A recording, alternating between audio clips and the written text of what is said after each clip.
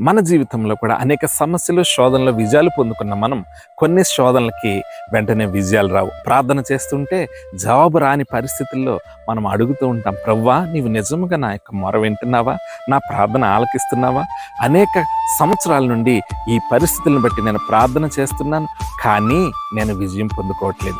నా వైపే న్యాయం ఉంది, కానీ నేను విజయం పొందుకోవట్లేదు అని నువ్వు కొన్నిసార్లు బాధపడుతూ ఉంటావేమో. అయితే దేవుడు అంటున్నాడు, యాకోబు పత్రిక 1వ అధ్యాయం 12వ వచనంలో, శోధనను సహించువాడు ధన్యుడు, అతడు దేవుడు తన్ను ప్రేమించు వారికి వాగ్దానము చేసిన జీవ కిరీటాన్ని పొందుకుంటాడని. ప్రియమైన వారులారా, మరి యేసుక్రీస్తు కూడా అంటాడు, శోధనలు మీకు వస్తాయి, కానీ మీరు ఒకటి గుర్తుపెట్టుకోండి, ఈ లోకాన్ని నేను జయించి ఉన్నాను.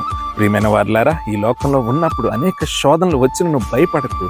దేవుడు అంటున్నాడు, నిన్ను విడువను, నిన్ను ఎడబాయను. నీ యొక్క మొర వినకపోవడానికి నా యొక్క చెవులు మందము కాలేదు అంటున్నాడు.